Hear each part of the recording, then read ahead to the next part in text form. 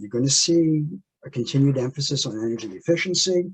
You're going to see increased emphasis on renewable energy, energy resiliency for facilities, increased storm hardening, and a big focus on lowering CO2 emissions.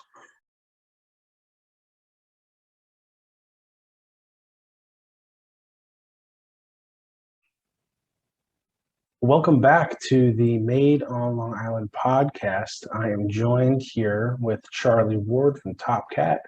Charlie is an energy strategist who's going to talk to us a little bit about utilizing some great tools in our implementation on the shop floor, especially now with the energy crisis getting to a point here where fuel is as expensive as it's ever been.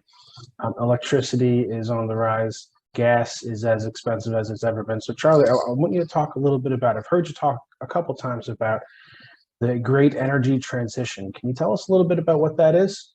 Sure, Patrick, and thank you for having me here. I appreciate that. We're in the middle of an energy transition. We are trending towards renewables, but given the prices of oil, given the danger to the environment, there is a shift towards renewables. You're going to see a continued emphasis on energy efficiency. You're going to see increased emphasis on renewable energy, energy resiliency for facilities, increased storm hardening, and a big focus on lowering CO2 emissions.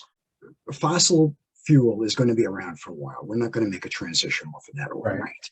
But it is important that we do shift more and more to renewables, and that's the transformation that's going on. So is there a strategy that our manufacturers can implement in working on that transition, or can they be thinking a little bit more strategically about how they implement these energy uses on their shop floors? Yes, absolutely. And it's not that there's one strategy that fits everybody.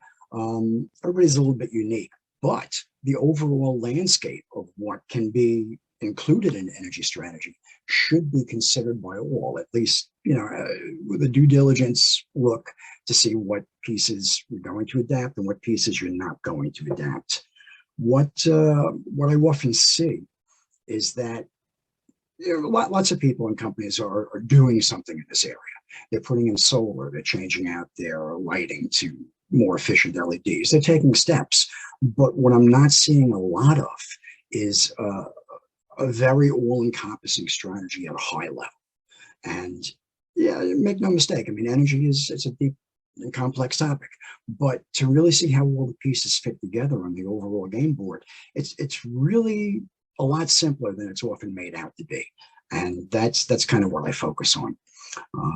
Sure. Well, I guess, my question is, with energy the way that it is, you kind of just take what you can get at this point. Is there, I guess, why do we need an energy strategy? It just feels like there's not many options out there.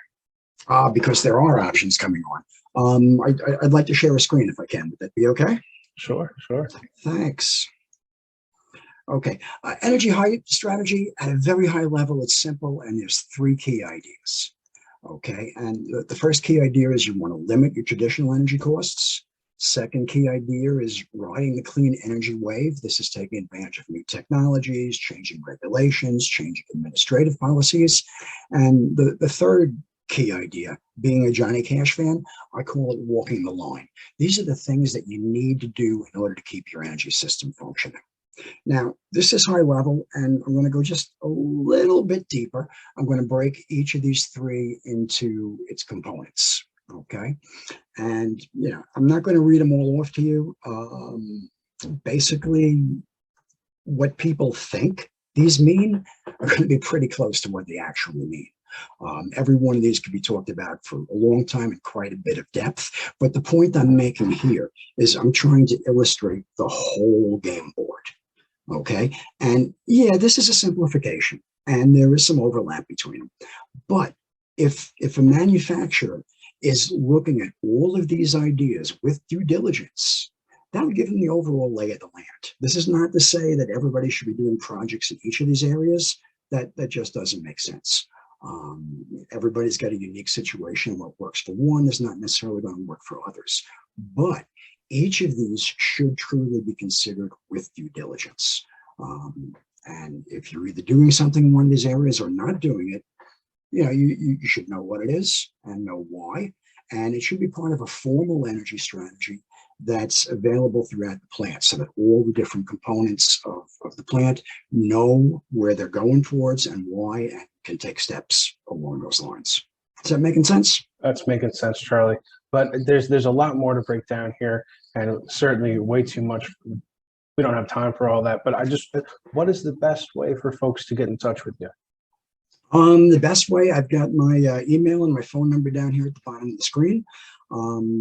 Email is the easiest. Phone works as well too, and I'd be happy to speak with anybody about this. I would really like to help the manufacturing community weather the transition in a very good way.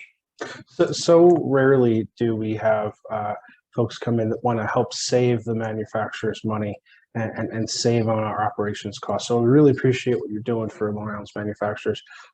Just wanted to round us out. I'm patrick Boyle, Executive Director of Ignite LI. This is the Ignite LI podcast. Thank you for joining us. Reach out to Charlie if you have any questions. Thank you.